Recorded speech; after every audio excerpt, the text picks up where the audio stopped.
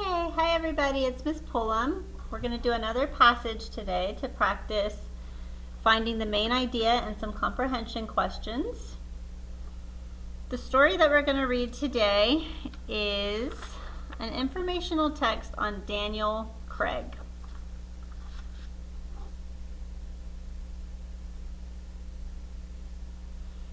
One day in the mid-1800s, a stubborn man boarded a steamship as it neared Halifax, Nova Scotia. In his hands was a basket of carrier pigeons. In his coat pocket was hidden another pigeon. The man was Daniel Craig, and he wanted to be first with the news. In the 1800s, no radios or telephones existed, and all the news from Europe came by steamship. The ships made their first North American stop in Nova Scotia. Then they sailed down to the large eastern cities of the United States. Daniel Craig wanted to get stories to newspapers in Boston and New York before the steamships did. He had learned how pigeons could be trained to return to their home roosts with messages strapped to their legs. He decided these birds could be used to carry news. So, with pigeons in hand, Craig would take a boat out to meet the ships from Europe before they arrived in Halifax. After boarding a ship, he would write up the most important news: wars which had started or ended, kings, queens, or heads of state who had come to power. Then he would attach his news report to the leg of a pigeon and send the bird flying off. The pigeon would fly to its home on the roof of a newspaper office. The newspaper then bought and used Craig's news. In 1848, the 6 most important New York newspapers decided that an agency should be formed to collect the news and get it to the papers. The agency was called the Associated Press, AP News. By the time Craig went to work for the AP, the telegraph had been developed. Poles carrying telegraph wires reached as far north as Portland, Maine, but here are only one wire for use in sending messages. The reporter who got to Portland first got his story through first. As always, Craig meant to be first. Here's what he did. First, Craig's news reached shore at Halifax. There, an express rider was ready to gallop off to the Nova Scotia port town that was nearest Maine. A few miles outside of this town, Craig placed a man with a cannon. The man would fire the cannon when the express rider was in sight.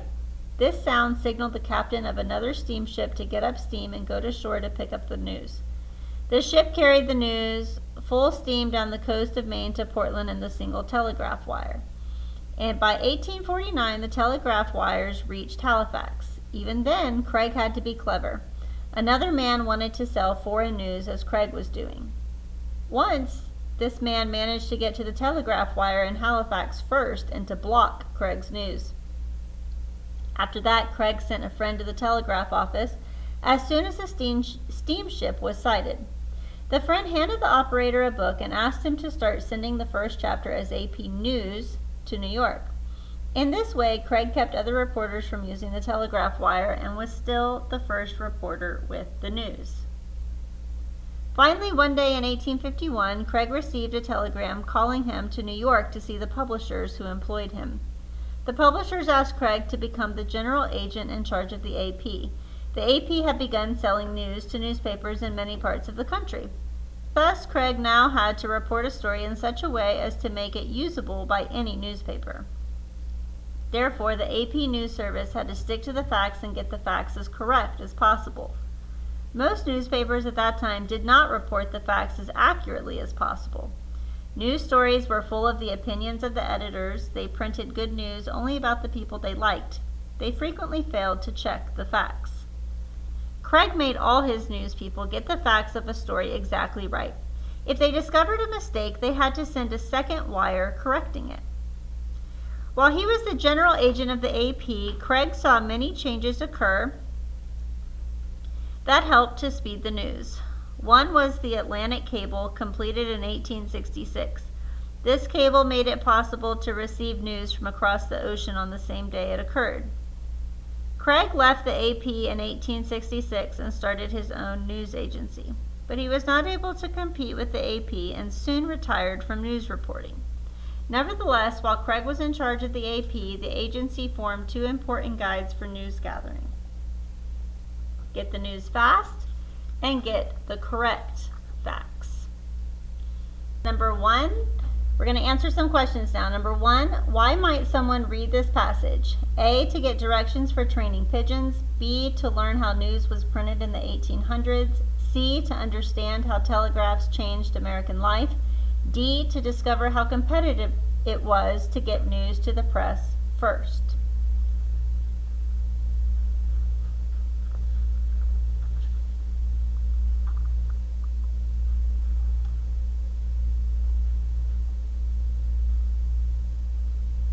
Okay guys, the answer is B, to learn how the news was printed in the 1800s.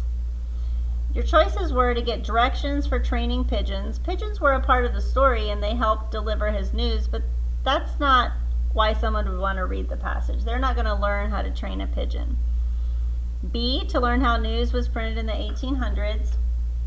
It tells you the process of how things were going and how the reporting of the newspapers was important to get it accurate and what was happening. C, to understand how telegraphs changed American life. Telegraphs were important, but it didn't talk about the effects of it. And D, to discover how competitive it was to get news to the press first. And even though that is part of this passage, why someone would read it would be to learn how news was printed in the 1800s. Number 2, what is the author's main point in paragraph 6?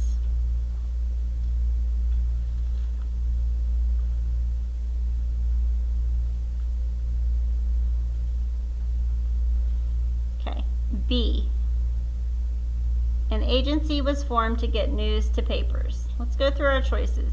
You had Craig always wanted to deliver the news first. An agency was formed to get news to papers. The telegraph replaced the carrier pigeon, or carrier pigeons are useful in sending news. Paragraph 6 says, in 1848, the 6 most important New York newspapers decided that an agency should be formed to collect the news and get it to the papers. The agency was called the Associated Press, AP News. Daniel Craig was hired to send the news from Halifax to AP. So B, an agency was formed to get news to papers. Last one, what is another good title for this passage? A, early newspapers in America. B, how newspapers were invented. C, carrier pigeons tell the news. D, the man who wanted to be first.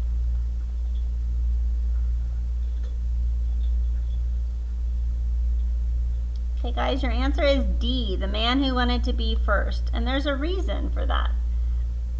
You might want to say that it was early newspapers in America, and that did happen in the mid-1800s. That's where we are talking about.